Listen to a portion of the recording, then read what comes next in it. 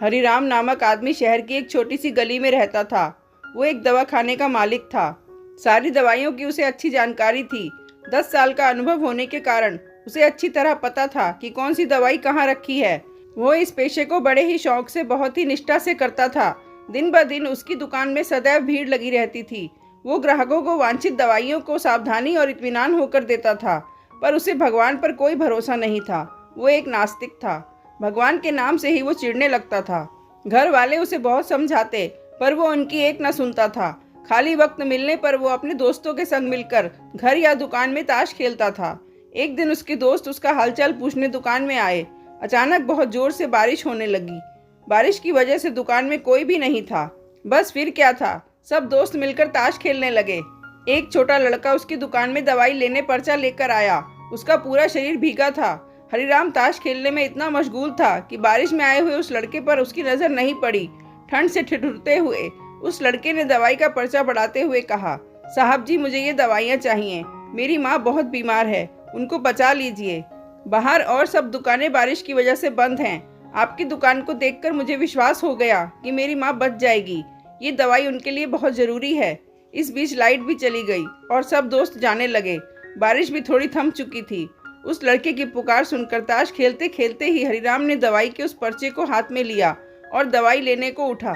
ताश के खेल को पूरा न कर पाने के कारण अनमने से, अपने अनुभव से, अंधेरे में ही दवाई की उस शीशी को झट से निकाल कर उसने उस लड़के को दे दिया।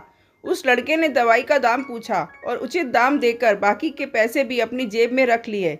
लड़का खुशी खुशी दवाई की शीशी लेकर चला गया। वो आज दुकान को जल्दी बंद करने की सोच रहा था। थोड़ी देर बाद लाइट आ गई और वो ये देखकर दंग रह गया कि उसने दवाई की शीशी बदल कर दे दी है। जो दवाई उसने उस लड़के को दी थी वो चूहे मारने वाली जहरीली दवा है, जिसे उसके किसी ग्राहक ने थोड़ी देर पहले ही लौटाया था। और ताश खेलने की धुन में उसने अन्य दवाइयों के बीच ये सोचकर रख दिया था कि ताश की बाजी के बाद उसे फिर अपनी जगह वापस रख देगा।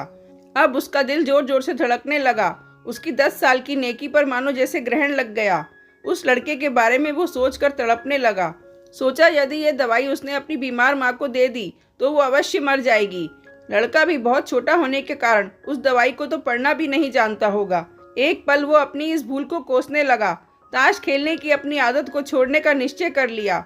पर यह बात तो बाद में देखा जाएगा। लेकिन अब क्या किया जाए? उस लड़के का पता ठिकाना भी तो वो नहीं जानता। कैसे उस बीमार माँ को बचाया जाए? सच, कितना विश्वास था उस लड़के की आंखों में। हरिराम को कुछ सूझ नहीं रहा था। घर जाने की उसकी इच्छा अब ठंडी पड़ रही थी। दुविधा और बेचैनी उसे घेरे हुए थी। घबराहट में वो इधर उधर देखने लगा। पहली बार उसकी दृष्टि दीवार के उस कोने पर पड़ी जहां उसके पिता ने जिद करके भगवान श्री कृष्ण की तस्वीर दुकान के उद्घाटन के वक्त लगाई थी। पिता से हुई बहस में एक दिन उन्होंने हरिराम से भगवान को कम से कम एक शक्ति के रूप में मानने और पूजने की मिन्नत की थी। उन्होंने कहा था कि भगवान की भक्ति में बड़ी शक्ति होती है। वो हर जगह व्याप्त है और हमें सदैव हर कार्य करने की प्रेरणा देता है। हरिराम को ये सारी बात याद आने लगी। आज उसने इस अद्भुत शक्ति को आजमाना चाहा। उसने कई बार अपने पिता को भगवान की तस्वीर के सामने हाथ जोड़कर आंखें बंद करते हुए पूछते देखा था। उसने भी आज पहली बार कमरे में कोने में रखी उस धूल भरी कृष्ण की तस्वीर को देखा और आंखें बंद करके दोनों हाथों को जोड़कर वहीं खड़ा हो गया। थोड़ी देर बाद वो छोटा लड़का फिर दुकान में आया। हरिराम के पसीने छूटने लगे। वो बहुत अधीर हो उठा। पसीने को पोंछते हुए उसने कहा, क्या बात है बेटे, तुम्हें क्या चाहिए? लड़के की आंखों से पानी झलकने लगा।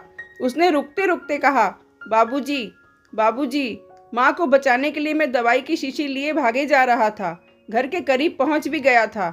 बारिश की वजह से आंगन में पानी भरा था और मैं फिसल गया। दवाई की शीशी गिरकर टूट गई। क्या आप मुझे वही दवाई की दूसरी शीशी दे सकते हैं बाबूजी? लड़के ने उदास होकर पूछा। हाँ हाँ, क्यों नहीं, हरिराम ने राहत की सांस लेते हुए कहा। लो ये दवाई। और हरिराम उस दवाई की नई शीशी को उसे थमाते हुए कहा, पर मेरे पास तो पैसे नहीं हैं। उस लड़के ने हिचकिचाते हुए बड़े भोलेपन से कहा। हरिराम को उस बेचारे पर दया आ गई। कोई बात नहीं, तुम ये दवाई ले जाओ और अपनी माँ को बचाओ। जाओ, जल्दी करो, और हाँ, अब की बार जरा संभल के जाना। लड़का अच्छा बाबूजी कहता हुआ खुशी से चल पड़ा। अब हरिराम की जान में जान आई। भगवान को धन्यवाद देता हुआ अपने हाथों से उस धूल भरी तस्वीर को लेकर अपनी धोती से पोंछने लगा और अपने सीने से लगा लिया। अपने भीतर हुए इस परिवर्तन को वो पहले अपने घर वालों को सुनाना चाहता था। जल्दी दुकान को बंद करके वो घर को रवाना हुआ। उसके नास्तिकता की घोर अंधेरी रात भी अब बीत गई थी और अगले दिन दिवाली की नई सुबह एक नए हरिराम की प्रतीक्षा कर रही थी।